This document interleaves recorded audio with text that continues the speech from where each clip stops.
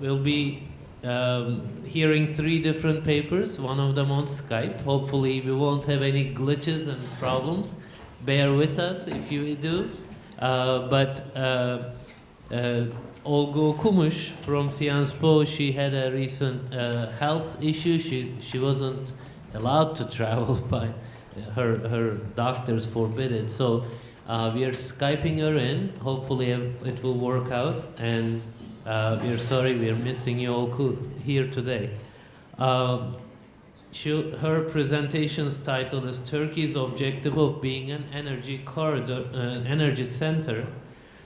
And we will have 2 more papers by Begum Adalet of University of Pennsylvania.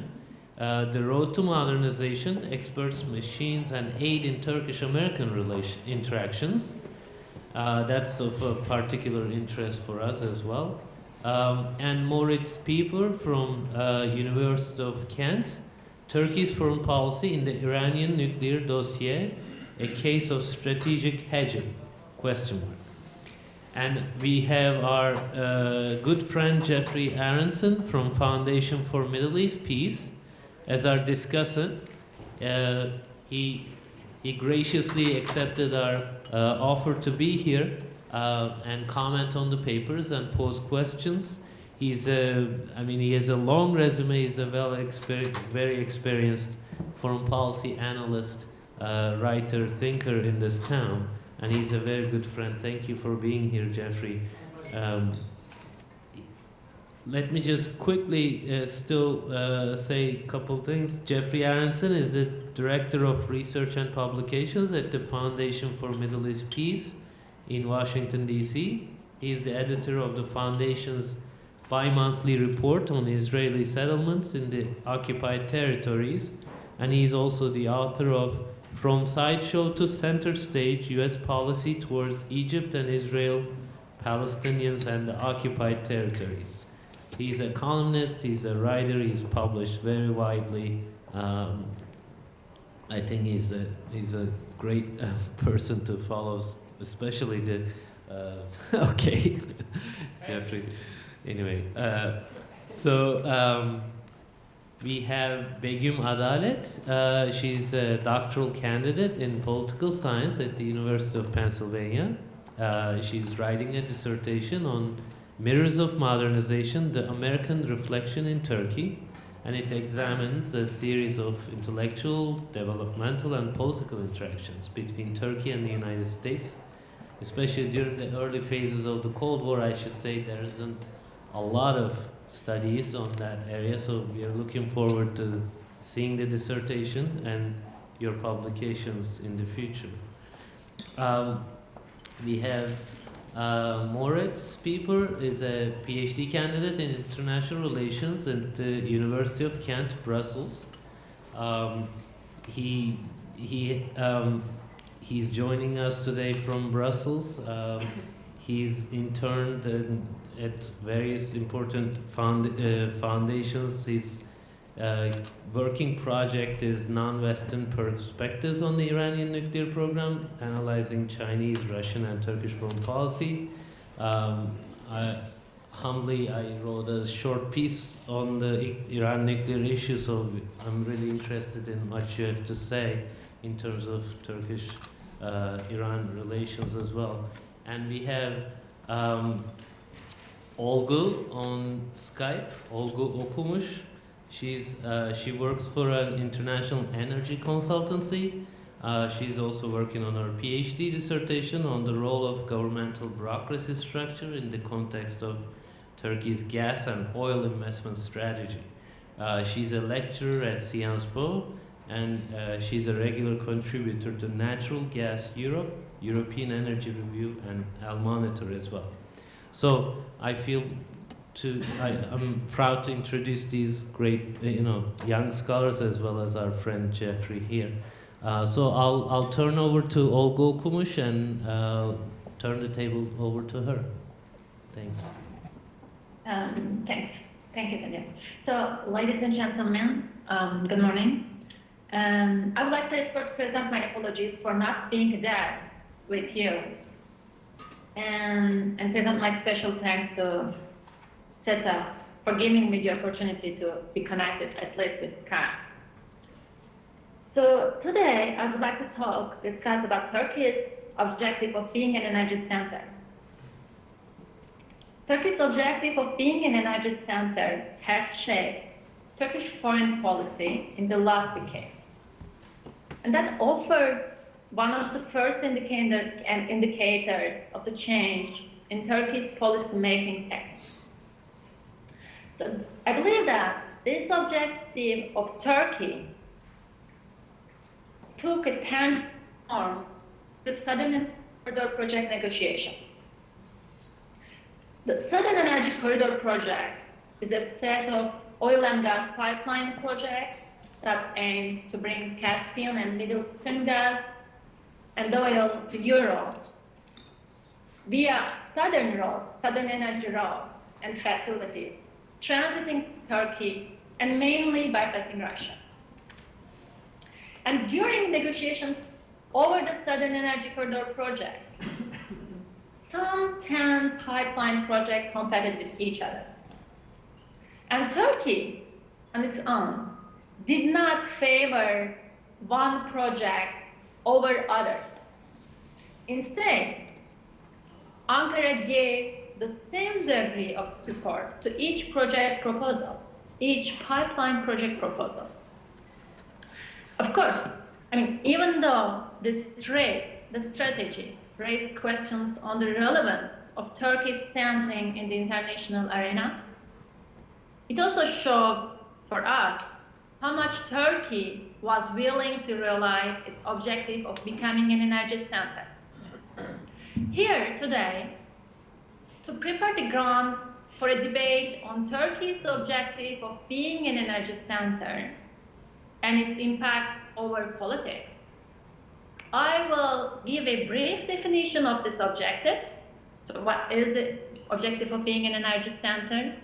Then talk about the timing, why this project took a tangible form today with the Southern Energy project negotiations, and then talk about the doing, means how Turkey pursued this objective during the Southern Corridor.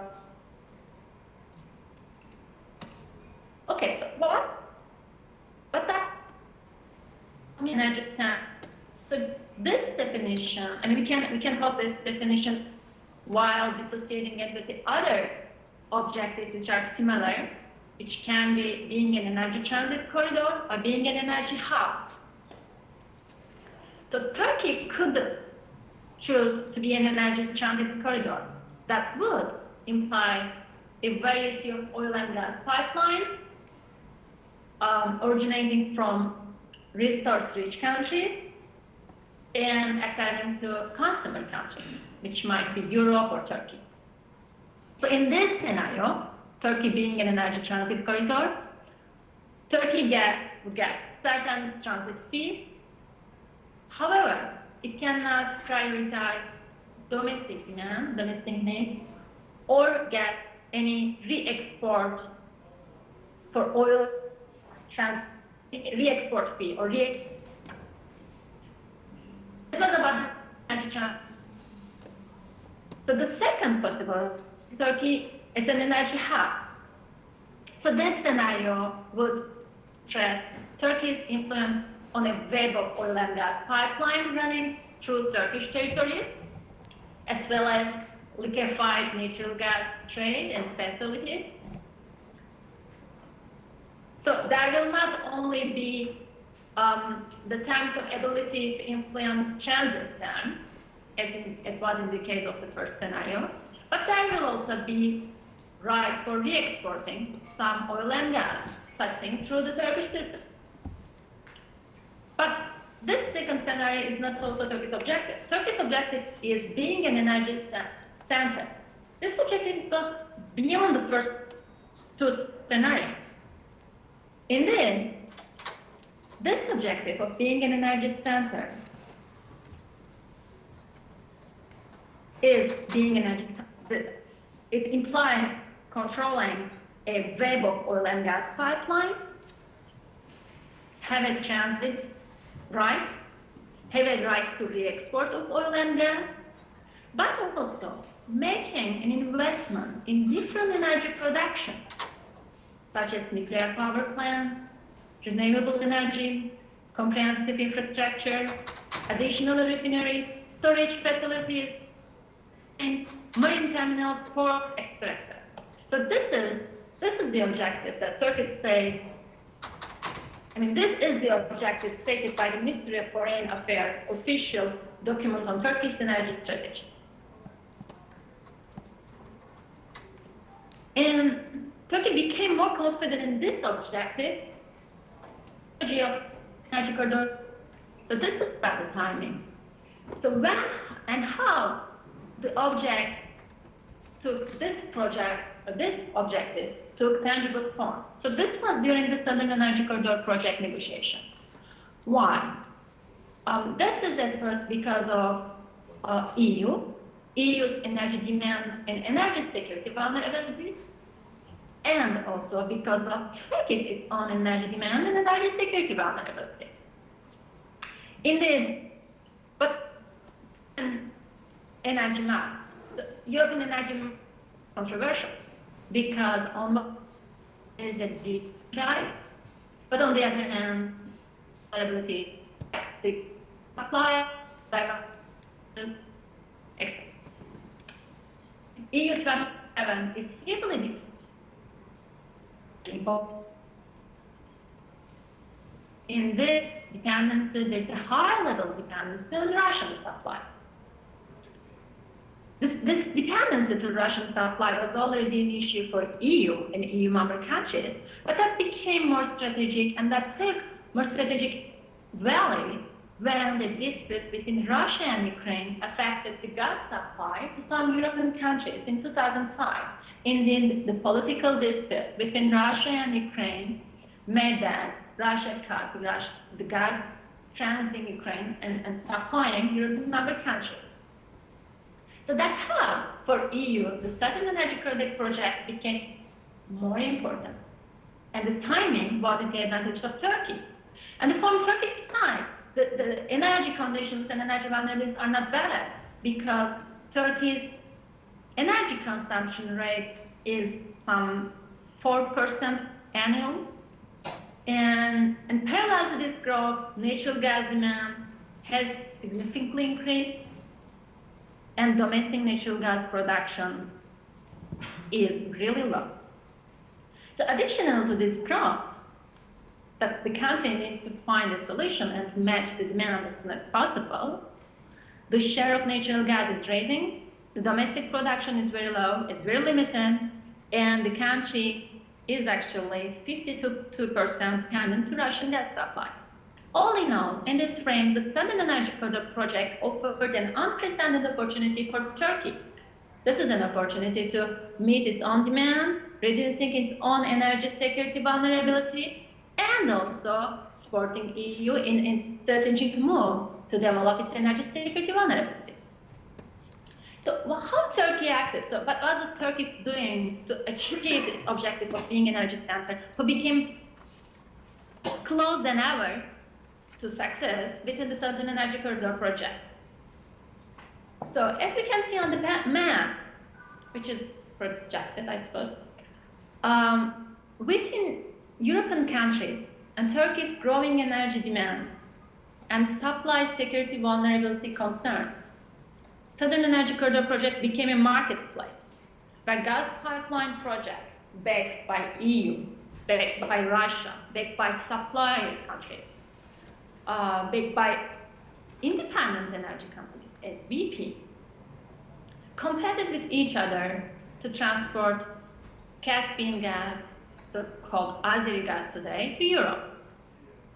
And this process of competition of several projects backed by different political power as EU, Russia, and sometimes United States players, all this process did not only boost Turkey's confidence in its objective of being an energy center, but also gave final shape to Turkey's policy making to achieve this objective. So what was Turkey's policy making to achieve this objective? So geographically, because of its geographic location, Turkey was an inevitable transit country. So in these negotiations, it was a strategic project holders. So Turkish government, as well as public and private energy companies, had linked to the ensemble of competing projects. So, to give some examples, besides its 16.5% share in Nabucco gas pipeline project, which was at that time the flagship of the EU energy security plan, Turkey also announced launch of Trans-Anatolian line with Azerbaijan. At the same time, Turkey granted for the construction of Gazprom's South Stream gas pipeline, competing with the EU's flagship Nabucco. Turkey also signed the Blue Stream 2, brought technical support for BP-backed project and the Trans-Anatolian pipeline. In the end, I will not go in detail, you can find all the details in my paper. But in the end, for Turkey, each project presented equal value, as long as it could help fulfill Turkey's ambition of being a powerful player in the new energy routes of Eurasia and being an energy center. And the final decision of the Southern Energy Corridor project is a pipeline running from to its western border, that we call Trans-Anatolian pipeline, will supply Azeri gas to Turkish western border, and from there it will join the Trans-Adriatic pipeline running from Greece to Italy. So in this final formula, from technical perspective, Turkey has 20% share in Kanat, in the biggest part, running from Baku to Turkey's western part, and some preferential tariffs from Azeri gas and pricing discount on Russian gas. And from political perspective, with the Southern Energy Corridor process, Ankara''s objective of being an energy center took a tangible form. Now, there is an example of project that Turkey is a country.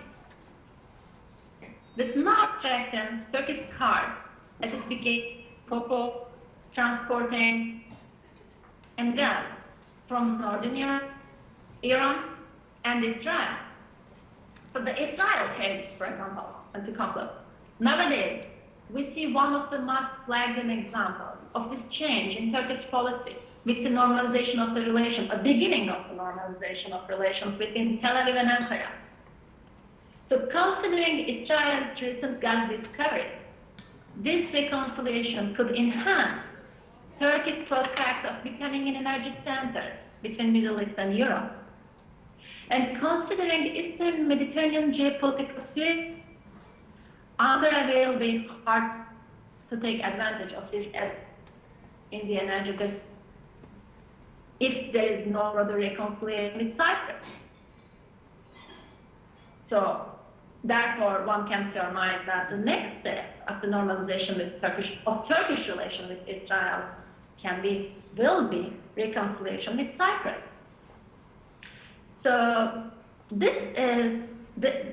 I believe that the new reconciliation process between Turkey and Israel could give us today a good example of the change in Turkish foreign policy and how Turkey's objective of being an energy center impacts its policy. Thank you. Thank you, Olgu. Just in case things weren't clear, just in case Skype didn't work, she sent me a short, presentation. So I'll read that anyway, just in case you couldn't hear very well. It's not too long. Just bear with me. Turkey's objective to become an energy center has shaped Turkish foreign policy in the last decade and offered the first indicator of a change in Turkey's policy-making techniques. During negotiations over the SECP, Turkey didn't favor one project over others, instead giving the same degree of support to each project proposal.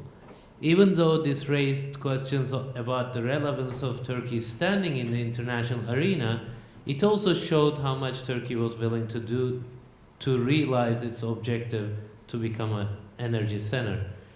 The SECP consists of building an oil and gas transit infrastructure running from the Caspian zone and the Middle East to Europe via Turkey.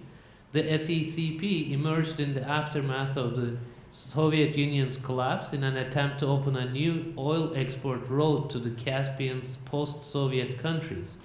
It gained a new momentum in 2006 after the Russia-Ukraine gas crisis, which caused European countries affected by this crisis to reconsider their established energy supply roads. Their dependency on northern gas routes, dominated by Russia, had been identified as energy security vulnerability. Since then, the EU has begun backing a series of strategies for the security of energy supply, the ITGI, TAP, and Nabucco projects. Russia responded by promoting two different projects, Blue Stream 2 and South Stream. Meanwhile, BP and SOCAR as suppliers changed the game by pushing their own projects, SEEP and TANAP.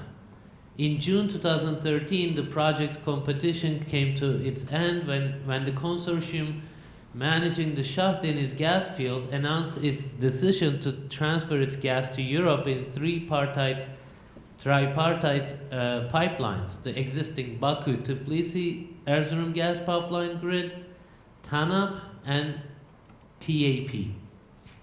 The SECP process boosted Turkey's confidence in achieving its objective. In most of these projects, Turkey's involvement was inevitable because of its geographic situation. Additionally, Ankara holds shares on two of the three selected legs of the SECP pipeline series, the Baku-Tbilisi-Erzurum gas pipeline grid and TANAP. This paper discusses Turkey's objective to become an energy center in the frame of SECP negotiations. The technical definition of the energy center objective in the context of European and Turkish energy demands due to security vulnerabilities can help us highlight the negotiation process, especially when looking at the, meaning EU-Turkey membership negotiation process, especially when looking at the alternative projects proposed for the SECP. Indeed, Turkey was the inevitable transit country of the SECP because of its geographic location, and its standing in these negotiations was strategic for project holders. With the final decision of the TANAP-TAP formula from a technical perspective, Turkey now has 20% in TANAP, preferential tariffs from Azeri gas, and a pricing discount on Russian gas. From a political perspective, Ankara's objective took a tangible form. This now strengthens Turkey's card as it begins to propose transporting oil and gas from northern Iraq, Iran, and Israel to world markets. So I'll simply turn over to Begum for her presentation. Thanks. Good morning, and thank you to the organizers for allowing me to present my work. Today I'd like to talk to you about the construction of highways in Turkey during the early phases of the Cold War, and how roads became the site for competing visions of modernization between Turkish and American social scientists, policymakers, and engineers. And in order to do so, I'll rely on academic and mainstream publications from the time period, but also records I collected at the Directorate of Highways in Turkey, and the Department of State and the Bureau of Federal Public Roads here in Washington.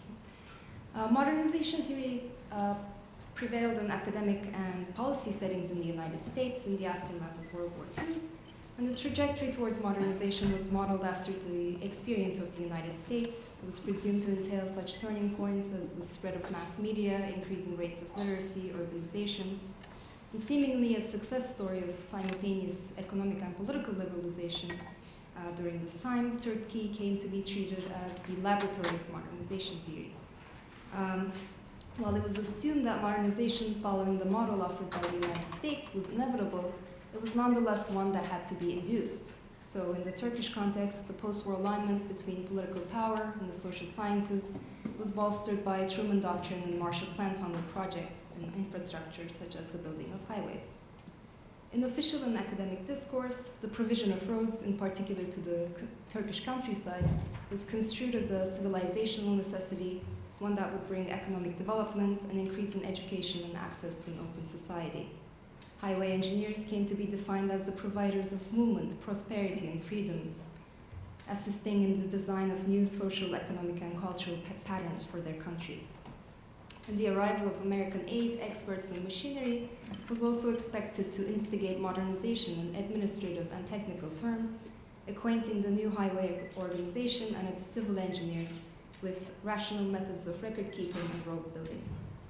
So after an overview of the connotations of political and economic modernization that were assigned to roads in this period, my talk will also address the tension-filled relationship between the various governmental agencies that were involved in their propagation, namely the American Roads Group in Turkey, the Turkish Directorate of Highways, and the Economic Cooperation Administration, which was responsible for the allocation of Marshall Plan funds.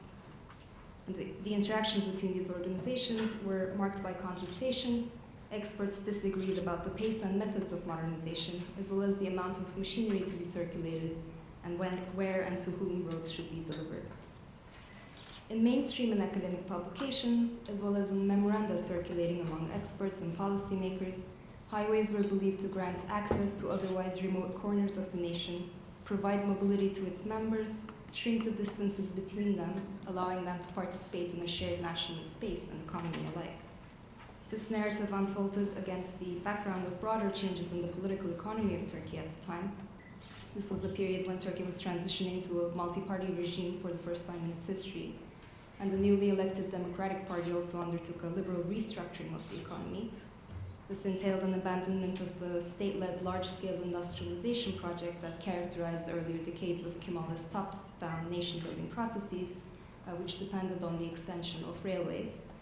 The emphasis was now on the creation of an internal market through a road network that would facilitate the marketization of agricultural products and the eventual expansion of an agrarian mode of capitalist development. Highways were increasingly associated with the promise of democratization, economic prosperity, and connectivity, and they were imbued with the capacity for unprecedented rates of speed and efficiency.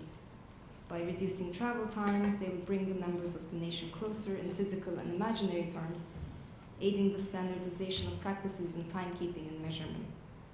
Highways also played a central function in attempts at political integration as a means to divert the threat of internal divisions from unruly populations, such as Kurdish subjects dwelling in eastern provinces who were isolated during winter months and defied homogenization in physical, political, and linguistic terms. So highways were also imbued with colonial implications. They were propelled by attendant discourses about regional backwardness and civilization. And the civilizing, democratizing, and modernizing functions attributed to roads suggest that they were perceived not merely as an economic tool of integration, but also a political and ideological apparatus of control and classification in the hands of both foreign and local experts and state officials, who were equipped with the task of the delivery of technology, hygiene, and education to otherwise indigent rural populations. The accounts of the modernization theorists, as well as the policymakers, also pivoted around the figure of the new mobile farmer. This new figure would be fully integrated into the national economy by not only producing for an increasingly unified market, but also as a consumer of commodities that were previously unavailable in villages and smaller towns. Unlike railroads that privileged timetables for centralized production, highways were believed to accommodate flexible schedules for volitional travel through a national space increasingly organized around the figure of the individual consumer. Modernization theorists such as Daniel Lerner, Dankert Rostow, Cavit Orhan Tütengil, Kemal Karpat believe that more convenient modes of transportation, such as the truck and the bus, would help eliminate Turkey's fundamental problems, such as, quote, inertia on the part of the peasantry, a lethargic state of mind, a stagnant life, unquote. And given this depiction of roads as a modernizing force, highway engineers were expected to impart the boons of mechanization to the rest of the country, to become their guide as members of an organization that incorporated so-called Western methods and the Western mentality. Yet the very modernity of the Turkish Directorate of Highways was called into question in administrative disputes between the American Roads Group and the Economic Cooperation Administration. The aid agreements between Turkey and the United States included a clause that formed the American Roads Group in Turkey. This group stayed in Turkey between 1948 and 1959, and they were given the task of training and assisting the technical staff of the new administrative unit, namely the Turkish Directorate of Highways, which was founded in 1950. And during their time in Ankara, the American engineers imposed a series of demands on their Turkish counterparts, who were believed to be in need of attitudinal adjustment before they could become the purveyors of modernization to the rest of the country. The Turkish engineers' modernization was contingent on their cultivations of skills like bookkeeping, cost analysis, rational organization. For instance, while the American group committed to the vision of a 9-year plan for highway building, as it was laid out in the Turkish division's plan, they questioned the feasibility of such long-term and open-ended planning, emphasizing uncertainties regarding the availability of funds, equipment, and classified personnel. During weekly meetings with the Turkish staff, American requests for specific project completion dates often went unheeded. One engineer's inquiries for a timeline, his insistence that he had to report back to the Marshall Plan personnel, were met with evasion. We need to think about it, that's quite difficult, were the kinds of responses given by the Turkish engineers. Such events would lead Harold Hiltz, the Deputy Commissioner of the American Federal Bureau of Public Roads, to take a particular interest in the Turkish case. In correspondence with high-ranking Turkish engineers such as Vejdi Diker, who became the first director of highways, Harold Hiltz cautioned against old slipshod methods, the haste to get things done. He emphasized commitment to realistic plans. He told the American engineers, "We must continue to oppose schemes that cannot be carried out efficiently. We must do our best to stabilize their thought. Programmed items must be finished in workmanlike fashion before attempting to carry out other large schemes." But Hill's counsel for patience was actually emblematic of deeper divergences between the American agencies, who disagreed about the timing, pace, and methods of modernization and road building techniques. So Russell Dorr, who was the chief of aid mission to Turkey under the Marshall Plan, believed that the American Roads Group must be made to realize that, quote, "The Turkish economy is our business. When it comes down to questions of priorities, ours must be the last word. The word gradual, which Harold Hiltz keeps using all the time, is no part of the vocabulary of the Economic Cooperation Administration." Dorr believed that Hiltz and the Roads Group were not qualified to train the Turkish unit in administrative techniques, that modern machine methods of construction and maintenance, and that they should be replaced with private contractors. Dorr also insisted that his organization had authority over the use of all road equipment, that these should be labeled with ECA logo. The fact that the road program is underwritten by the ECA has to be acknowledged publicly. And the mechanization of road building was a frequent item of contention in competing visions of modernization and expertise. The arrival of machinery revealed the lack of qualified personnel who would be responsible for their maintenance. The American Roads Group believed that the Turkish engineers requested spare parts at whim, regardless of gaps in written records and related repercussions. According to one account, the idea of waste in terms of not properly using equipment is not easily apparent to the Turk. The Turkish engineers were also criticized for not wanting to get their hands dirty. Among the engineers who frequently attended a training program held in Washington and overseen by the Federal Bureau of Public Roads, one Turkish trainee refused to go out into the field. He wanted to stay in the headquarters.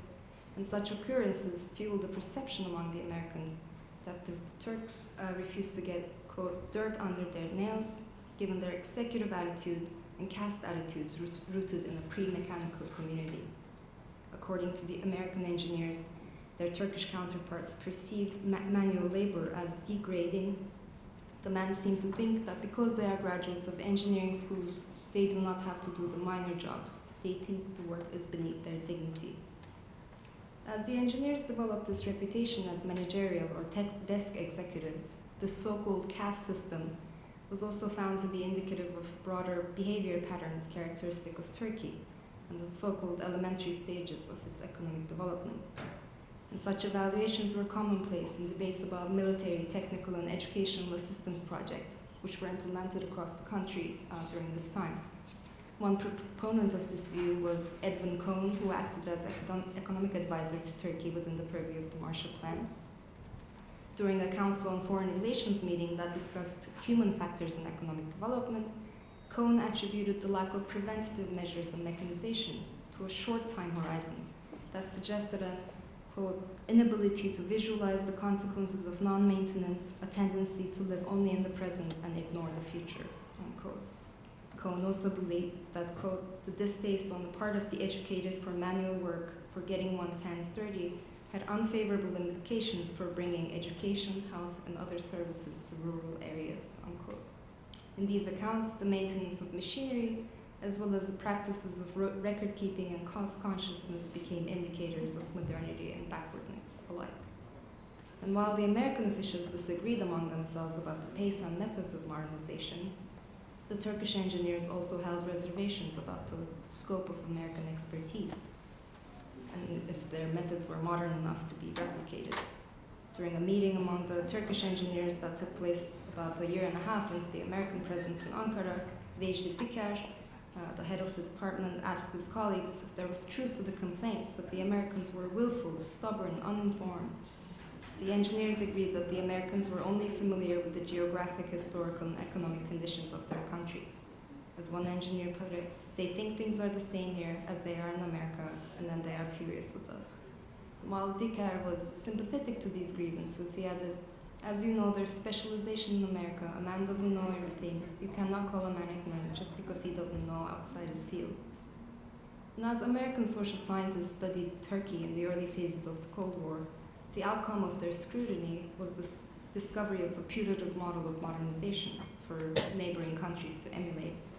In the case of highway construction, experts, social scientists, and officials seemed to agree on the modernizing function of roads, which ranged from ensuring economic movement and raising the level of citizens' prosperity to the delivery of doctors, medicine, modern tools, and machinery, the very spoons of the civilized world, as they were put.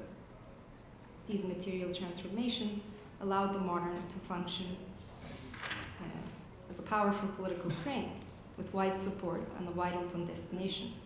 Yet modernist visions of the highway system providing a path to a prosperous and open future were frustrated by local mistranslations and material roadblocks, opening the very category of the modern up to contestation, appropriation, and redefinition.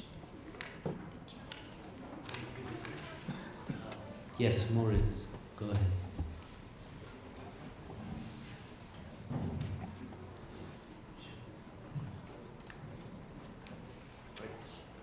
Thanks a lot.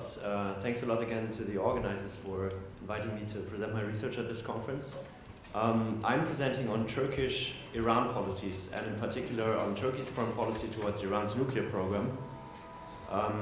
This is a case study of Turkey's Iran policies. It is held. However, I'm aware of the fact that there are specific framework conditions pertaining to this case study, as pertaining to the Iranian nuclear dossier. So it is not assumed that this stands exemplary for Turkey's overall neighborhood policy. However, I believe tentative conclusions can be made about Turkey's overall regional and foreign policies, and general trends can be singled out. Now, the argument is made that Turkey's Iran policy in the nuclear dossier, in particular, is a tightrope walk between geostrategic pragmatism and alliance management, as I call it. And this is captured by the theoretical concept of strategic hedging, and I will explain what I mean by that. Methodologically, I rely on content analysis of policy documents, as well as the scholarly literature, supplemented by semi-structured interviews I'm doing with experts and decision makers. Let me touch upon very briefly on the concept of strategic hedging, first of all. Strategic hedging is a concept that analyzes the foreign policies of second-tier states towards a systemically dominant actor in the international system. So already by this wording, you can tell that this concept is heavily adapted to the neorealists' IR school. However, I also believe that this concept can be used in a social constructivist framework, but that's just a theoretical side remark. Now, in a situation of uncertainty of future foreign policies of other actors and in a situation of uncertainty about intentions of other actors, hedging states pursue policies that are consistent with foreign policy guidelines of the systemically dominant actor, while still testing the extent to which they can pursue policies that run counter to the preferences of the hegemon, you might call it. So in a sense, strategic hedging is a positioning between hegemony and counter-hegemony, if you want to term it in that new Gramscian or critical wording. Now, in what follows, I will try to apply that to Turkey and to show how that applies to Turkish-Iran policies in particular. But let me briefly elaborate on Turkish-Iran policies first of all, and especially on Turkey's mediation in the Iranian nuclear dossier. Now, Turkey has already been a facilitator of talks, certainly in 2006 and 2007, when Istanbul has been the venue for talks between Iran's Secretary of the National Supreme Security Council, Ali Larijani at the time, in the Ahmadinejad administration, and Javier Solana, the EU High Representative for Foreign and Security Affairs at the time, and then also between EU3, so Germany, France, and UK, and Iran talks in Istanbul at the political directors level, and also in the extended format of the P5+1 at Iran. Then in 2008, Erdogan stated, "We are ready to be the mediator." And he continued, "I do believe we could be very useful." So Turkey stated its intention to become not only facilitator of talks, but even a mediator. And then at a political momentum where a proposal by the Vienna group of a nuclear fuel swap deal in late 2009 failed to gain traction or lost traction, Turkey seized its moment. This nuclear fuel swap deal proposed that Iran shipped out part of its low-enriched uranium, LEU, out of the country to Russia and would then receive the nuclear energy in the form of nuclear fuel rods from France. This deal failed for a number of reasons that go beyond the scope of this presentation. Said Hossein Mousavian has analyzed them brilliantly in his memoirs. But then Turkey, bolstered also at the time with a non-permanent United Nations Security Council seat, started mediating between, or started engaging in a remarkable proactive foreign policy period during shuttle diplomacy, when Ahmet Davutoğlu started negotiating with the Iranians, first separately, then in joint efforts with the Brazilian Foreign Minister Amorim, and then they succeeded to secure a deal. In May 2010, Turkey, Brazil got the Iranians to agree to the first ever nuclear deal in the nuclear crisis since 2002. That will culminate in the Tehran Declaration of May 2010. As you might recall, this period of shuttle diplomacy then ended tragically as United Nations Security Council Resolution 1929 was adopted in June of the same year, so only 1 month after the Tehran Declaration, because the Americans in the meantime had gotten China and Russia on board for sanctions. So that was the abrupt ending of Turkey's mediation efforts. Thereafter, Turkey retreated to the role of facilitator and aligned its foreign policies more closely with the Americans, because it was publicly said that this was a perceived failure of communication and alignment or coordination with the Americans. Now for us it is interesting, or for me in this paper, to look at the reasons for Turkey's activism in mediation. There was certainly a recognition of this political momentum at the time in late 2009, when the Vienna Group's proposal had failed. Underlying this, there was a basic disagreement with pressure on Iran. Turkey continuously upholds the principles of non-interference, sovereignty, and is very skeptic concerning sanctions, and emphasizes the legitimate rights that Iran enjoys as an NPT member to use nuclear energy. And this, Turkey shows a rhetorical convergence with China and Russia, who are the permanent members of the Security Council. And so Turkey was trying to let diplomacy speak, and it worked. But as I said, the miscommunication with the Americans then led to Turkey's to the abrupt ending of this mediatory episode.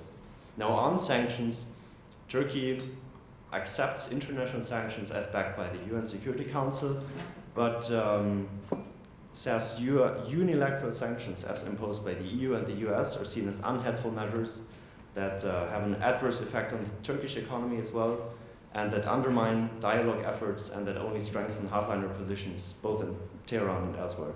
So in practice, Tehran has managed to tacitly circumvent the unilateral sanctions regime. Most prominently, there was this gold for gas deal whereby Turkey had been exporting gold to Iran via Dubai as an indirect payment for Iranian natural gas deliveries. Because of the sanctions regime, Tehran was cut off of the international banking system, which was a US effort to dry up financial lifelines to Tehran. So Turkey was trying to circumvent this unilateral sanctions regime, and in Turkey's foreign policy rhetoric, or at least in interviews, foreign policy decision makers tell me that Turkey is informing its companies of the effect that sanctions regimes have, but there's no active sanctions enforcement on a status level. At the same time, and this is where I come to strategic hedging, Turkey shows a receptiveness to US concerns. In March 2012, Turkey announced for the first time a planned reduction of oil imports from Iran by 20%, and also concluded contracts with Libya and Saudi Arabia at the same time to make up for the resulting shortage. And also certain diversification plans are being discussed whereby Turkey would receive more oil from northern Iraq, but this is complicated by the Kurdish issue, but that's besides the point. In general, though, Turkey cannot ignore the constraints of geography. Iran is simply its neighbor. Iranian and Turkish relations have always been characterized by a history of competition and collaboration at the same time. And certainly Turkey is not importing oil from Mexico if neighboring Iran can deliver the oil.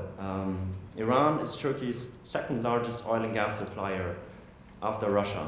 And Turkey is importing around 20% of its gas and around, by different accounts, 30, 40, even 50% of its oil from Iran.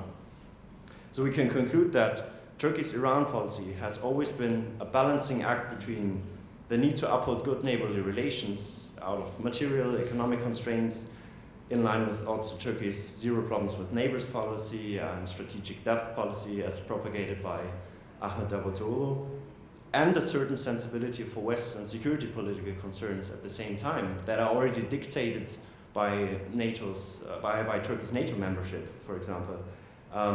So this balance between the imperatives of history and geography and economic pragmatism, you might call it, with a certain normative adherence to power structures that are imposed on Ankara by alliance management is what makes up this strategic hedging. And you might say that Turkey's shuttle diplomacy in 2010 was an expression of a proactive strategic hedge in an effort to let diplomacy work in this very, very intricate dynamic that Turkey faces. That it failed because of US policy inconsistency was its tragic end. But we should not conclude that Turkey was trying to mediate in the Iran dossier because of a certain Islamic sympathy with the Iranian regime. There have been theorizations of a Muslim solidarity under the AKP government, or of new Middle Easternization or new Ottomanization in the wake of this shuttle diplomacy. This is certainly overstated, and as I'm trying to analyze, this is an illustration of a strategic hedge rather than an overstated ideological conflation.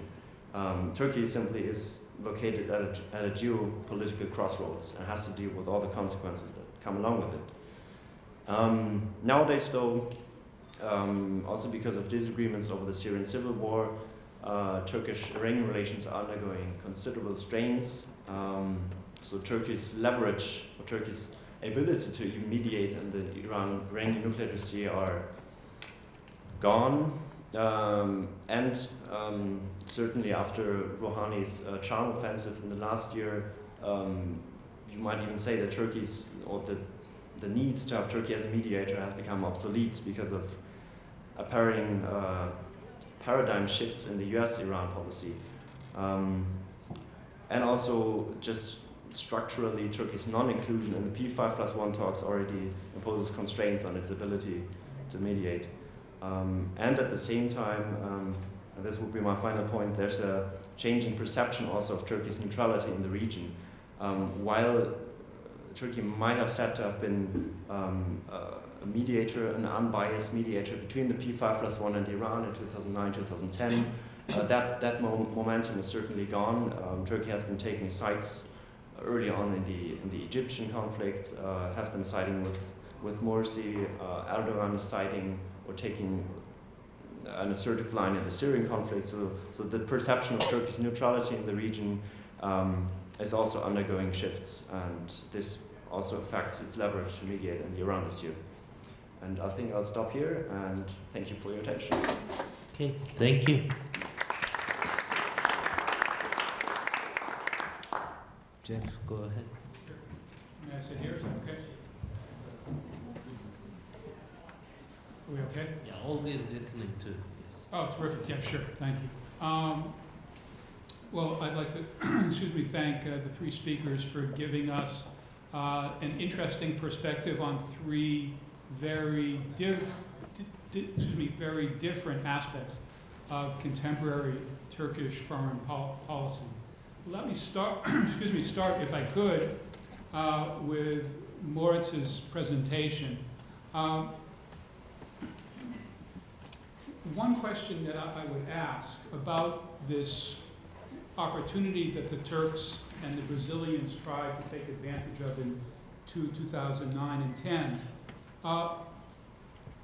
As someone observing that from Washington, one saw how quickly and completely the Turkish-Brazilian effort was dismissed out of hand in Washington. I think Secretary of State Clinton was Secretary of State at the time, correct? Yes. And it was hardly a story here, because they put a blanket over it almost as soon as it was announced. Now, one of the questions you might ask in the context of strategic hedging is, how much homework did the Turks do ahead of time to prepare the ground in Washington for a more positive reception than they evidently encountered? Was the Turkish intention to actually succeed, or were there other considerations that animated their efforts? Were there considerations other than success which engaged the Iranians at that time and Brazil? Or was this a very narrow, sort of traditionally defined pursuit of an effort to make progress, a good-willed effort to make progress? Now, I know at that time, generally speaking, Turkey was very active on a number of fronts throughout the region. I spent a lot of my time on Israel-Palestine, and in that dimension, the Turks tried constantly to distinguish themselves as an interested party, as a player, whether it be Gaza, development and zones for industry, building hospitals in the West Bank, providing uniforms to the Palestinian police. They wanted to be everywhere at the same time. And there were strengths to this energy, but there were also weaknesses, in the sense that it was hard to determine where their strategic commitment was and how consistently they were promoting their views. And I'm wondering if this was also the case in their discussions at that critical time regarding Tehran's nuclear infrastructure. Shall I go through all three, or one? Do you want to stop? Sure, go ahead, all three? Okay. The next one was Begum's recounting of the role that strategic infrastructure efforts played not only in Turkey, but in the relationship between Turkey and the US at that time. This admittedly is not in its details my field, so I'm going to range a bit further. You may have noticed only in the last week, there was a front page story in the Washington Post with a very big picture above the fold of one of the roads that the US was building in Afghanistan crumbling. Because of a lack of infrastructural repair capacity, and they built a road, but they made no provision for maintaining it. And the Afghans didn't have the budget to repair it, particularly in the context of constant efforts by the Taliban to destroy the road. So in a sense, we're fast forwarding 2 or 3 generations, and we have similar problems in terms of what I think they used to call cross-cultural conflicts here. Expectations from each party that were destined to be frustrated. That's number one, and I was wondering if you had been looking or have been looking at the extent to which U.S. aid policies for infrastructure in places like Afghanistan are in some respects similar to what you saw in Turkey. The second point is this was a period of time when the U.S. itself was busily engaged in paving its own infrastructure in the U.S. There's a multi-series biography by Robert Caro of Lyndon Baines Johnson, who was president, as many of you will know, and some of you will remember, in the early 1960s. And Caro spent a lot of time exploring and recounting Johnson's efforts as a young congressman to bring new roads to his very poor constituency in Texas, and the impact that these new roads had on the local agricultural economy. Something similar to, I think, the aspirations that animated people at that very time, both in Washington and also in Turkey. Now, that was also an opportunity for Johnson to pay back and to create allies in the commercial world who would pay for his election subsequently. There was one company in particular, Brown and Root, which went abroad, which built a lot of the infrastructure in Iran. And I was also wondering if Brown and Root appears in your story at all. So was there also an element here in Turkey of rewarding and creating ties between business and industry and politics, which were understood and supported by the U.S. or not? Okay, and then last but not least, oh, she's not there. She's okay. Now you mentioned at the end, if I understood correctly, the existence of a new arena where Turkish energy policy is or will be played out. And you mentioned Cyprus, I think you mentioned Israel, Lebanon is also there, also Palestine in Gaza, in efforts that have been stillborn but are still out there in terms of reserves that the Palestinians are planning on exploiting. How integrated is the Turkish view of its supply infrastructure, as you described it, in the east, and this emerging new infrastructure in the West, number one.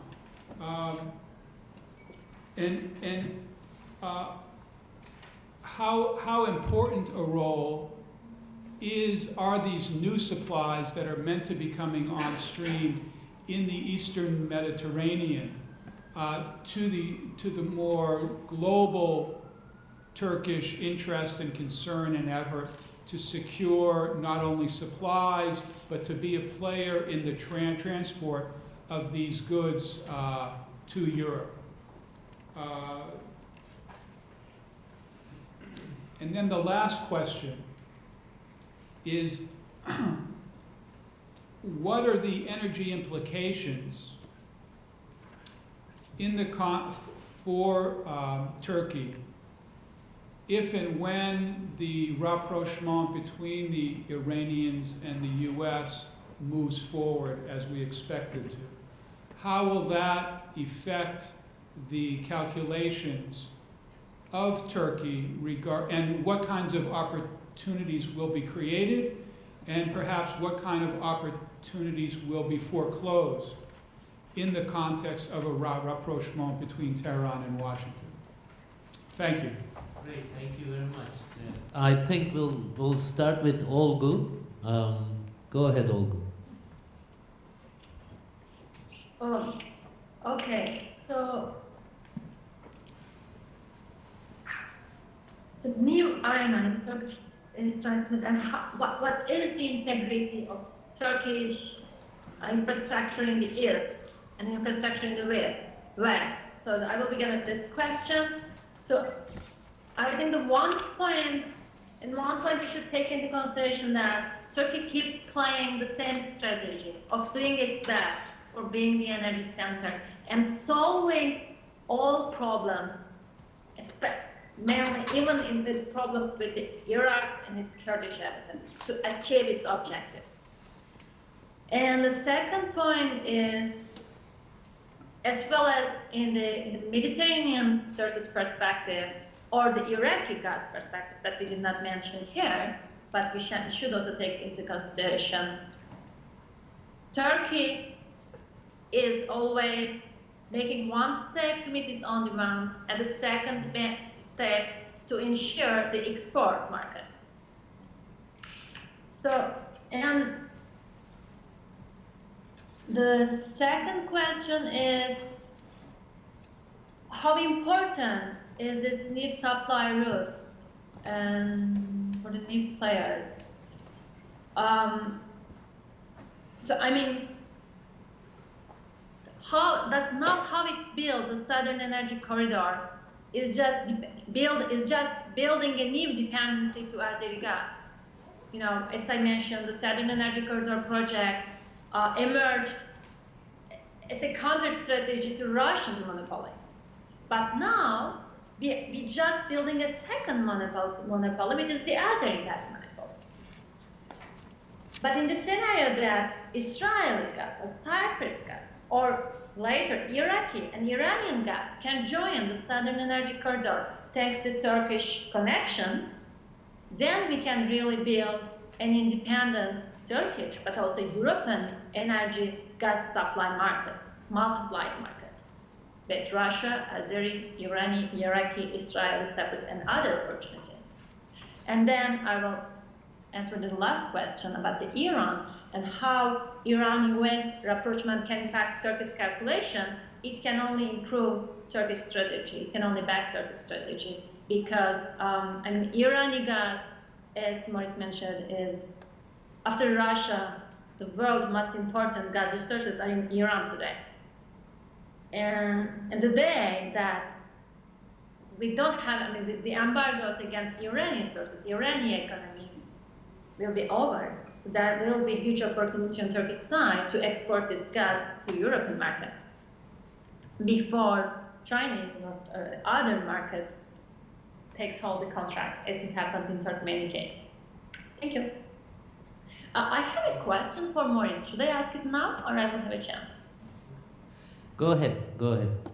Okay, so Moritz, your presentation was very interesting. My question concerns do you see any similarities between Turkey's objective of, Turkey's intention of playing mediator role in Iraqi domestic conflict, the oil and gas revenue sharing conflict between the regional and the federal government in Iraq?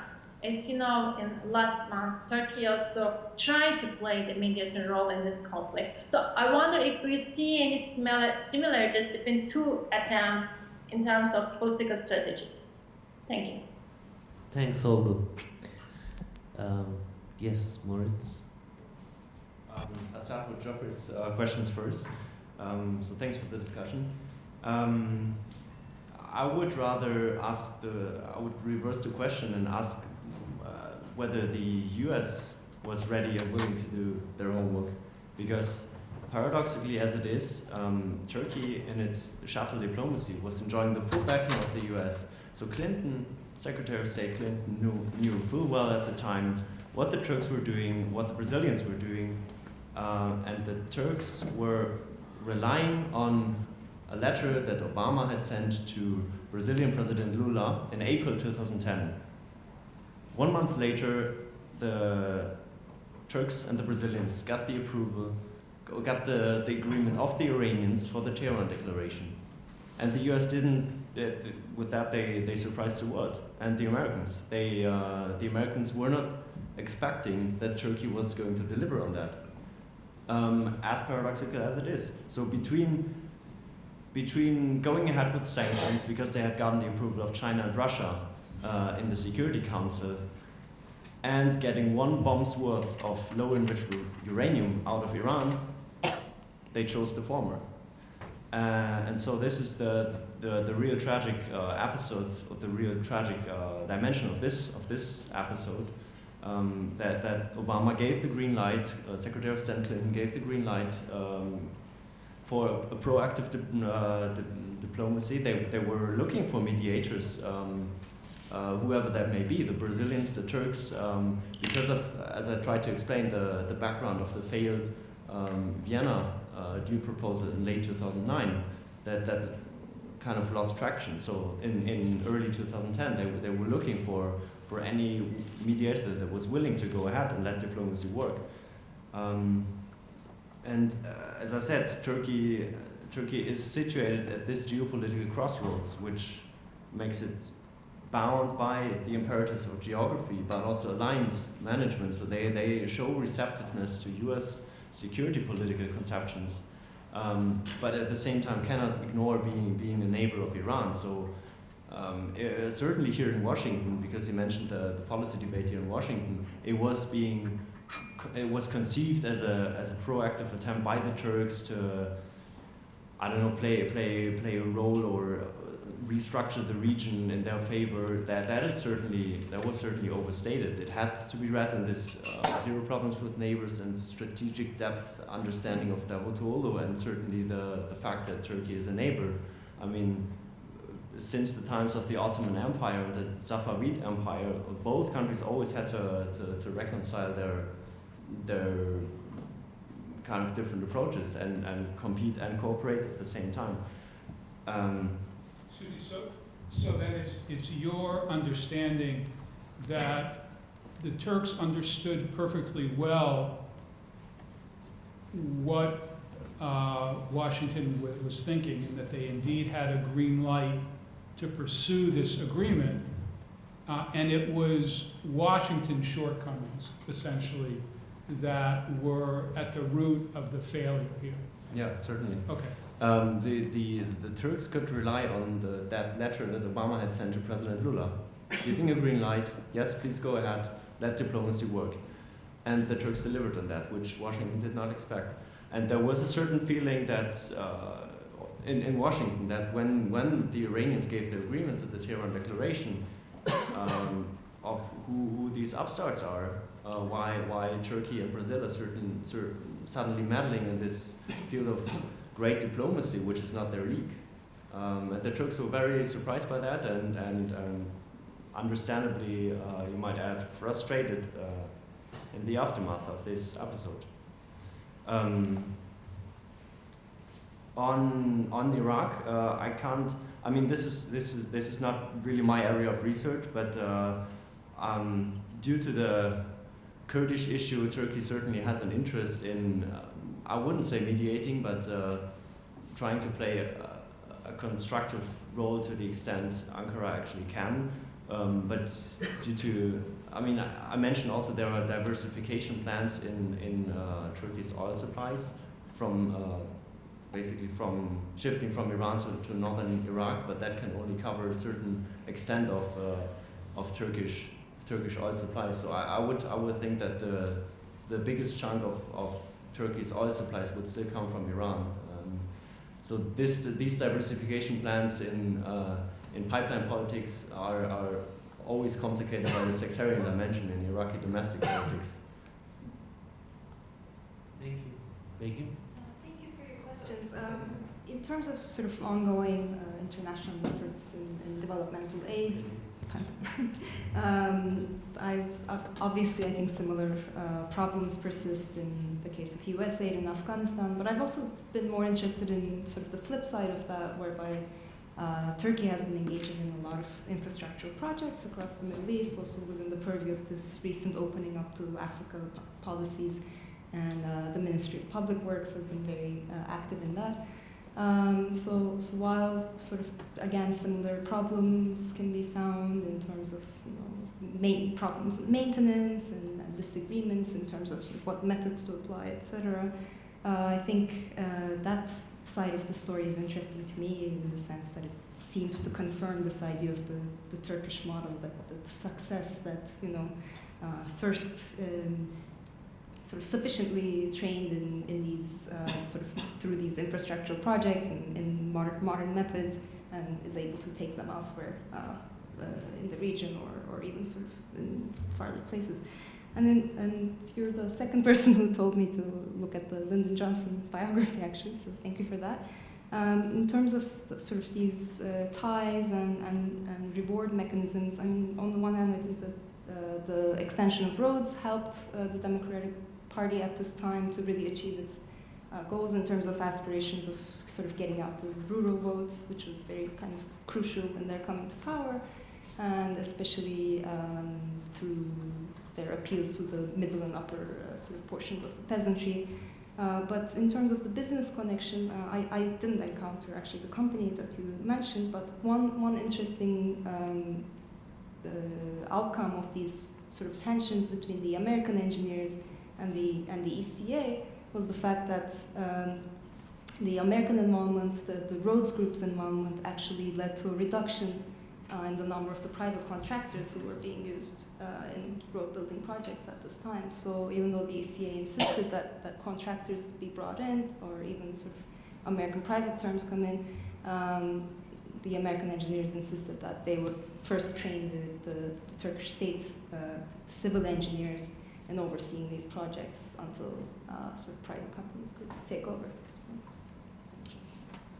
if I may, actually, Begum, you talked about this perception about the modernization theory. Turks are quite infatuated with this, how the West sees Turkey and these categories, and one of them is modernization theory.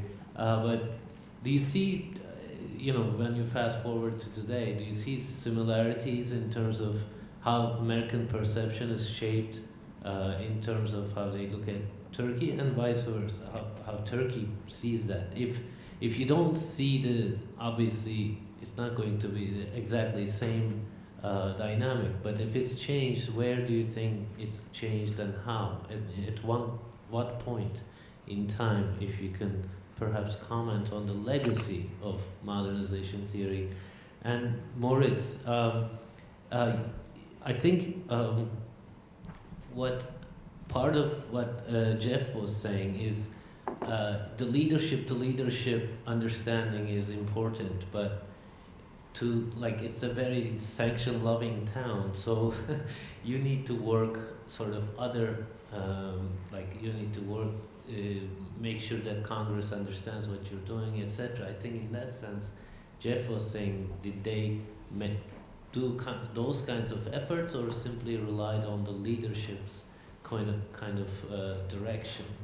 And one thing I also was thinking when you were talking about the sanctions regime, you used the word circumventing the sanctions, but sanctions regime is really is there to thanks to several countries, but Turkey is one of the most critical ones for enforcement of the sanctions, despite the oil, gold deal, etc. So maybe you can say a couple words about that. It's not just, and Turkey's effort at the Tehran Declaration had both security implications and energy implications, as well as the trade implications, the larger trade implications, because Turkey sees that as a threat as well, right? The Iranian nuclear weapon, or bomb, whatever. So I'll just let you talk. Thank you. In terms of the legacy of the modernization theory, I mean, I'll start with saying I guess it's difficult to sort of go through and assess sort of decades-long shifts in Turkish-American relations. Yes, absolutely. Especially given so many reversals and shifts throughout various periods. And I think the era when sort of modernization theorists really conceived of Turkey as one of its models, that its experience could be reproduced across especially neighboring countries in the Middle East. That kind of overlapped with the Turkish reception of sort of this infatuation with the American model of modernization. That kind of slowly, in certain respects, in sort of the cultural realm, but also in other sort of social aspects, almost coming to replace previous understandings of modernization, which were more closely followed the European model, for instance. But in terms of the legacy of the role that was assigned to Turkey within modernization theory, I think, especially in the aftermath of the so-called Arab Spring, there was the resurgence of this idea of the Turkish model, of the liberal, the secular, the ideal democracy will look at its constitution, etc. I think that has been one of the sort of the continuing effects of the sort of Cold War product of the social sciences in that period, and with its sort of shortcomings as well as parts of the theory that made sense, in the sense that immediately with the 60 coup, you had the modernization theorists kind of justifying and kind of overlooking such mistakes, and I think kind of reproduction of this idea of the perfect Turkish model are sort of a negative side effect of that kind of thinking. Great, thanks. Moritz? And on the leadership issue, Turkey was relying on the Obama administration to convince Congress. I mean, Turkey certainly did not engage in lobbying efforts in Washington itself to try and convince Congress members that the US wouldn't go ahead and craft new sanctions bills. So in that, they could also rely on the support given by Obama. So they were convinced, or at least were hoping, that the Obama administration would make sure that things are in order in Washington. So, and they didn't see it as their obligation to go to Washington themselves and try and lobby Capitol Hill. And this is also one of the structural issues about the sanctions regime. While the leadership to leadership level, there may be agreements on sanctions reductions. Best example is right now with the nuclear interim deal we have in place since 24th of November. Congress agreed not to debate further sanctions bills, and yet there was this new sanctions bill introduced by Bob Menendez and Mark Kirk, which is undermining Obama's Iran diplomacy. So, of course, the leadership or the administration has to make sure that the diplomatic track is not sabotaged by domestic hardliner groups, both in Tehran and in Washington. So in that sense, yes, I think the Turks were quite surprised in June 2010, because they did not expect that Washington would just discard their diplomatic efforts so easily. yes, on the sanctions issue in general, Turkey is absolutely critical. As I said, it is accepting international sanctions as UN-backed measures that are the appropriate response to Iranian lack of transparency, lack of cooperation with the IAEA. But it is criticizing unilateral sanctions, and it is not bound by unilateral sanctions. The announcement to reduce Iranian oil imports in March 2012 was absolutely voluntary. So that was also, you might say, a sign or a symbol of goodwill on the part of the Turks to show receptiveness to U.S. concerns or to U.S. approaches to pressure the Iranians, while they may be critical of the approach themselves. So this is this kind of strategic hedge that I'm trying to single out. Could I just one more intervention here?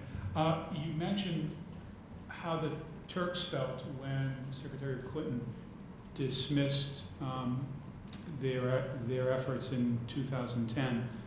You haven't told us about the Iranian motivation for engaging in this dialogue and what their expectations were. Did they expect the U.S. to go along? Did they care if it succeeded or failed? What role did their engagement with Brazil and Turkey play in their own understanding of how their interests could best be protected? Sure.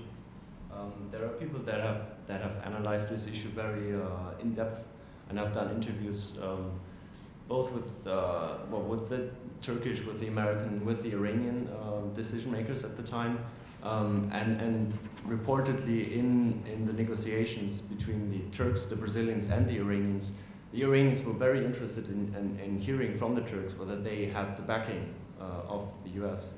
And so reportedly Lula and Erdogan traveled to Tehran with this letter by Obama that Obama had sent in April to Lula, and that was kind of the incentive for the Iranians to agree to the Tehran Declaration. And then, of course, Tehran was as surprised as Ankara was by the adoption of the Sanctions Resolution 1929, just a month later, and which, of course, then again made them even more skeptical of goodwill on the part of Washington in actually going forward on the diplomatic track. Okay, thank you. Do you have any questions from the audience? Yes. Can you use the mic, please? Is this on? Yes. Great. Please. I'm Michael Searway. I'm a fellow with the Trinity Forum Academy. And I'll kind of pose my question to the whole panel. I'm not sure if Olgu can hear me and participate or not, but I'd love to hear all your thoughts. I'd be interested to hear any thoughts you might have about the EU accession negotiations. We've seen some at least formal encouraging overtures lately. Of course, it's been such an up and down process over the past 10 years and more. But I would just like to know what the appetite is in Turkey towards that goal and how that might play out in the elections over the next year and a half, or maybe Moritz. Are they content to sit by with more of a strategic hedging position? So any thoughts you might have on that would be welcome. Thank you. Great, thank you. Let's take a couple questions, please. Yes. Hi, my name is Aaron Drachman from Georgetown University. My question is this. Basically being two non-Arab players in Middle East, the Turkey-Iran relations, how it would affect the Kurdish situation, because we know that Kurds have only one partner in the region, and that's Turkey, and that partner is only possible under the current AK Party regime. Now, how it would change the dynamics of PJAK being an extension of the PKK in these negotiations. And the other undeniable fact is we have to recognize the Leviathan fields, and we see the results of it in the recent restart of talks in Cyprus, how it would bring Israel into discussions in the region with Turkey and Iran as an energy source, and the importance of this new find.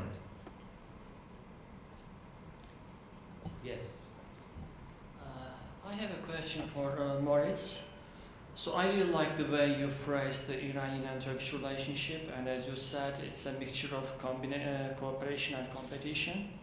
I'm wondering whether at times we have more cooperation and at other times more competition.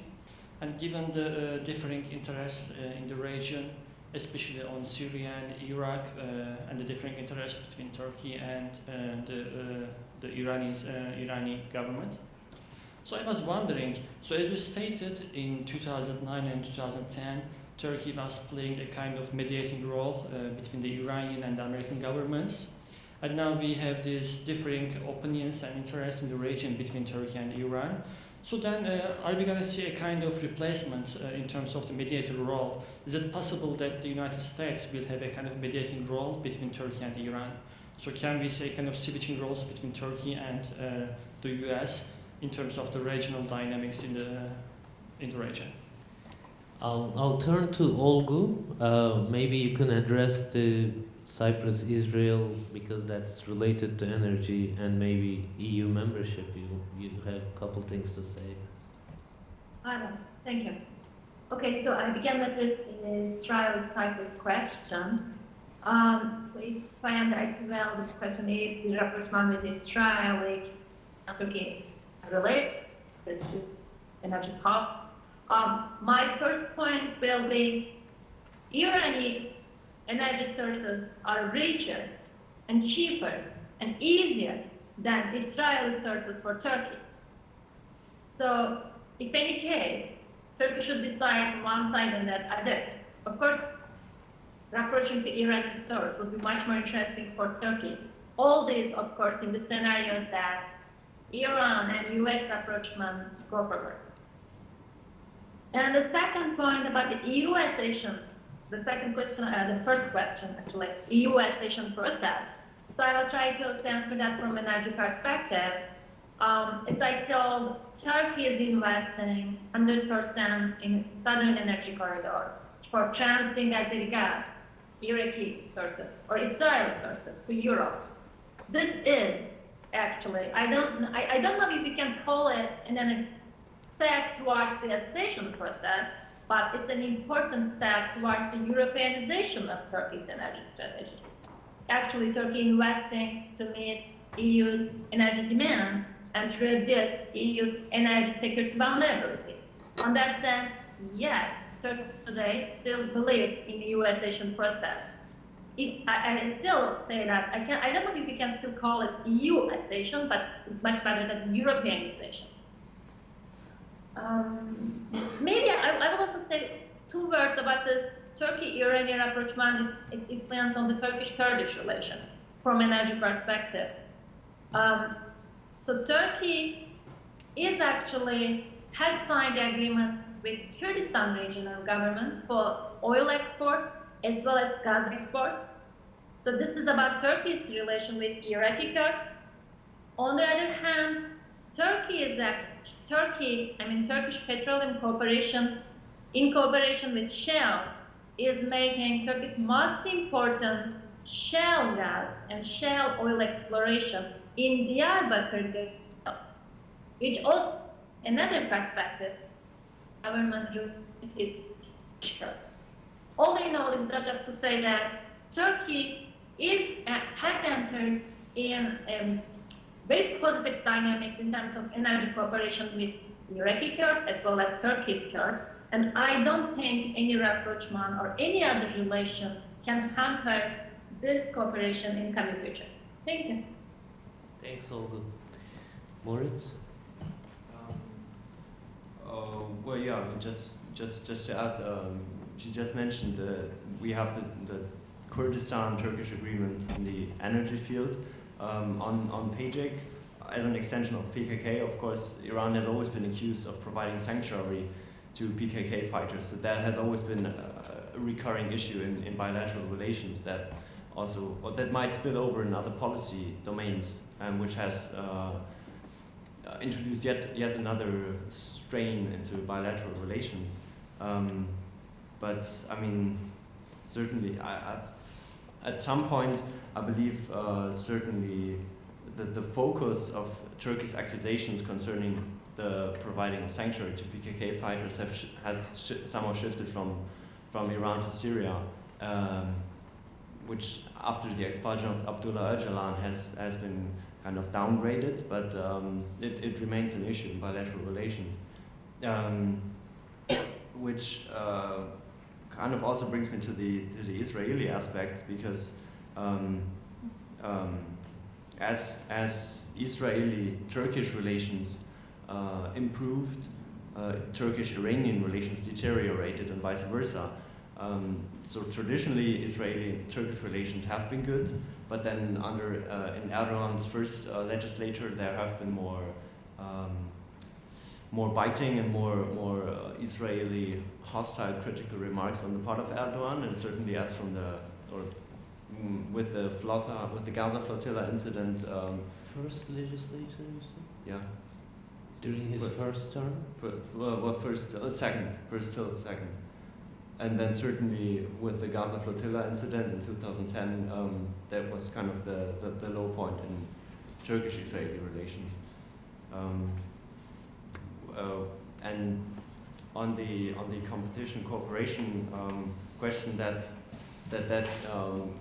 goes into the same direction, that Iranian-Turkish relations have been fluctuating, as have Turkish-Israeli relations. Over Syria, certainly, relations have been undergone considerable strains. But then with Rouhani's charm offensive, there have been signs of a certain rapprochement between Turkey and Iran. I believe 2 weeks ago, just Rouhani and Erdogan have been discussing a joint humanitarian aid package for Syrian refugees. So there are signs that bilateral relations concerning, or their disagreements over Syria might be improving, certainly not overcome though. Thank you. Begum, do you have anything on the EU membership? Okay. All right, well, do we have more questions from the audience? Yes, please. Please,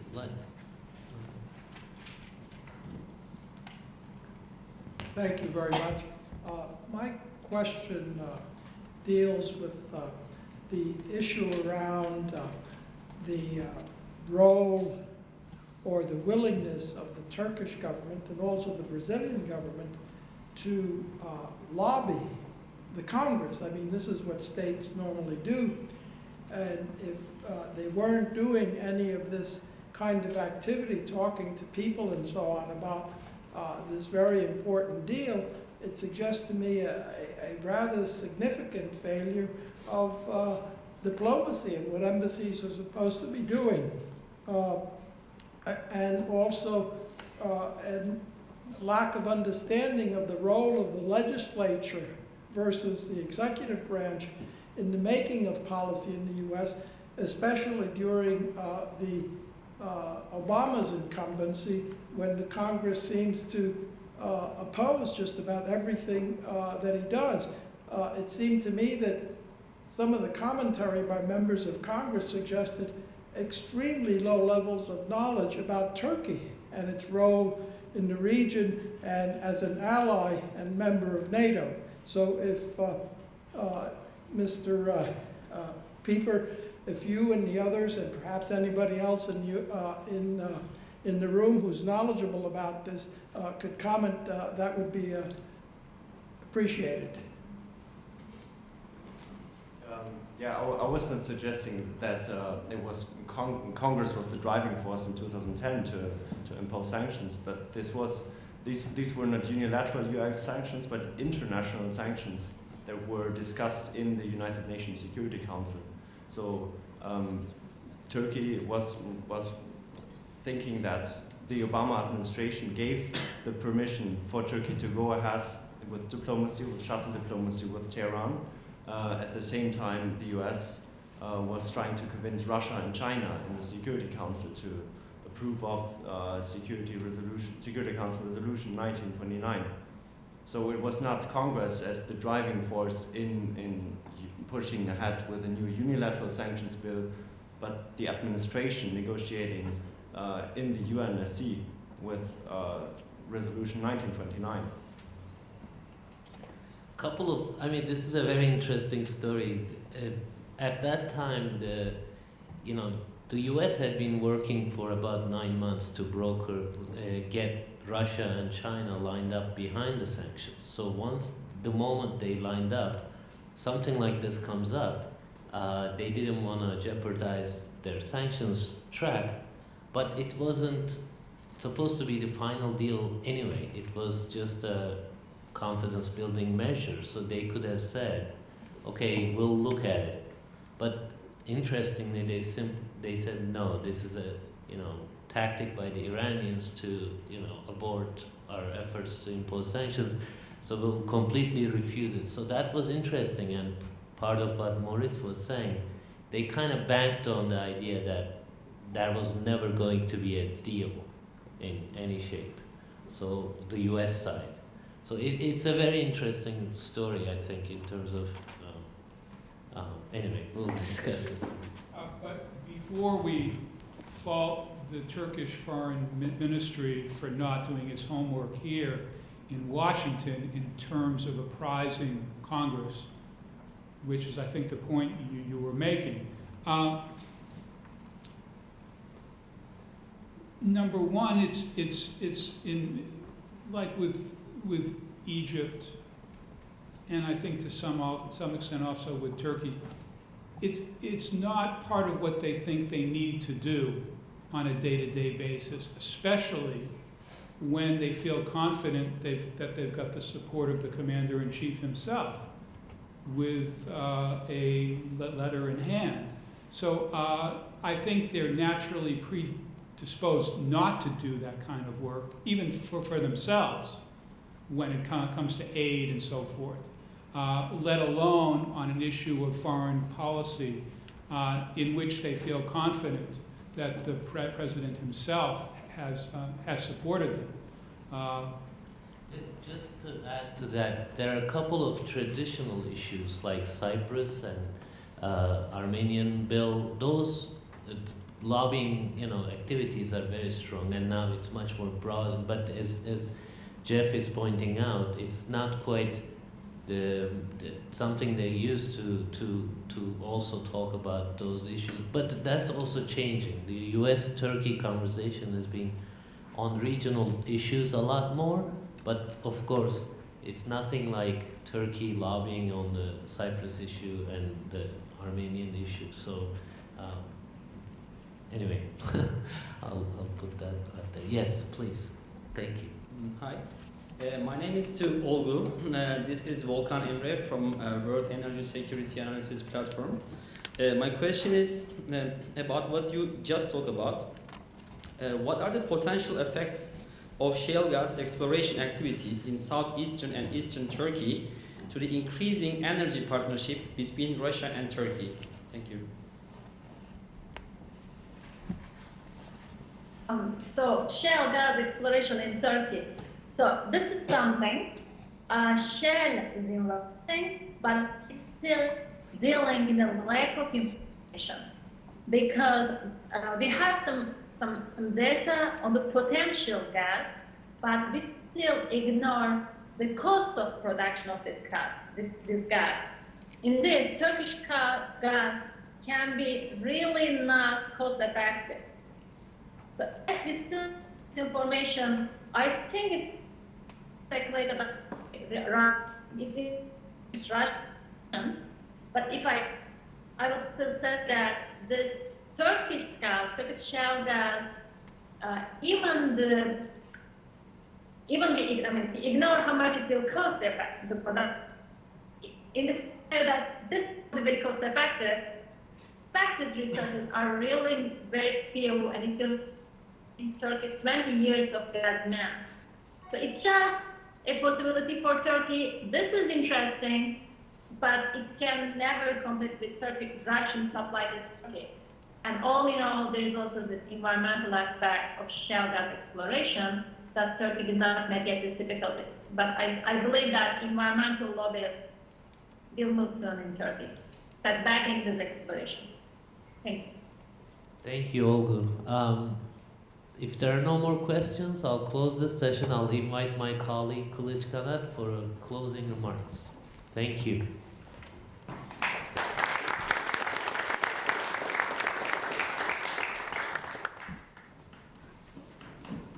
Thank you very much.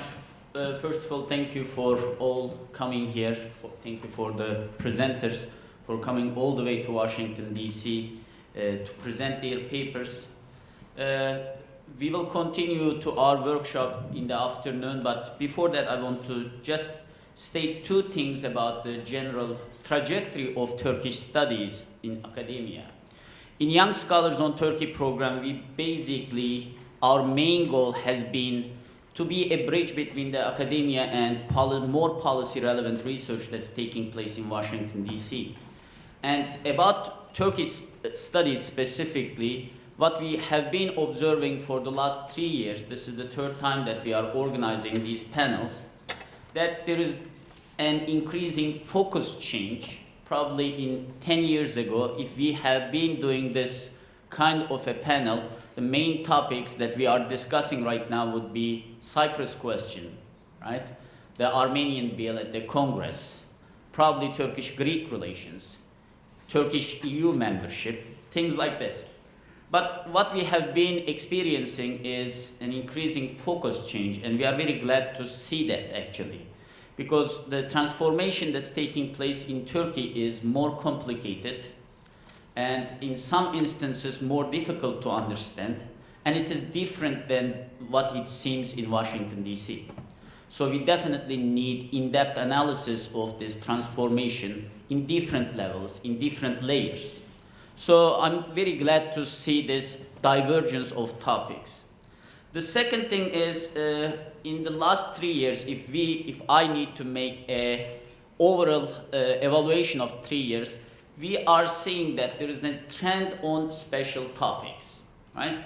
There are 3 issues that I've been editing the books of YSOT, and I've been trying to see the proposals and being the part of the selection committee.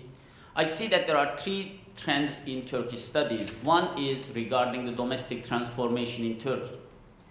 And part of this is, one is the Kurdish question, of course. What we are seeing from the proposals and from the articles, that there is a paradigmatic change in the studies of Kurdish question. 10 years ago, probably people who were studying Kurdish question were focusing mostly on social movement theories, resource mobilization, ethnic grievances, and other things. Now, after 10 years, scholars started to focus, young scholars started to focus on this issue by looking at actually the differences within the Kurdish groups, right? Elite politics in Kurdish groups, and how intra-ethnic differences among the Kurdish groups are influencing the politics, who are the spoilers of peace, what is the negotiations, and there is an increasing actually intervention of the conflict resolution program to the studies on Kurdish question. The second thing that we see is an increasing interest on relation between business and politics. But of course, these both Kurdish question and business politics is mostly work in progress. And in our presenters here and in different articles that we published so far, what we see more questions than responses. So we definitely need more in-depth analysis and more established scholars working on these topics. The second issue is social dimension of foreign policy. For long years, and I do it for the most part of my research, when we are looking at Turkish-American relations, we mostly focus on the chronological order of things, some kind of external variables, and mostly focus on leadership and its impact on foreign policy. But now, today we have a presentation on the first years of the Cold War and how the engineers' perspectives on Turkish-American relations were influential. Last year we had some presentations on actually how the pictures and the presentations of Turkish-American relations in different media was influential on the public opinion both in Turkey and in United States. So this is an extremely, actually in terms of when you focus on bilateral relation, a really healthy way of intervening to the more social dimension. And in each and every Turkish-American panel, we see that there is a question on anti-Americanism or the perception of the United States in Turkey or perception of Turkey in United States. And these kind of social studies, more sociological, maybe anthropological perspectives on Turkish-American relation, and more in-depth analysis on public opinion and the determinants of public opinion in both countries would probably bring a better understanding of Turkish-American relations. And of course, the third dimension is the changing foreign policy in Turkey. And both the studies today on Iran and the energy corridor paper basically looking at different dimensions, different variables that we need to take into consideration in order to understand Turkish foreign policy. And overall, all of these research questions, work in progress basically, eliminates now difficulty to understand Turkish transformation. Difficulty not in the sense, difficulty as a Washingtonian, not in academic sense. Which means that we need to pay more attention to this in-depth analysis, and instead of focusing on rhetorical issues or leadership, relation between the leaders and other things, we may need to start looking more in-depth analysis of scholars and academics. And academics and scholars need to be a little more policy-oriented so that we can understand their work better in Washington, D.C. So I want to one more time thank you for your participation for the panel. And we will have a workshop in the afternoon, and we will have, have specific questions for the presenters, and we will have chance to discuss the issues by then.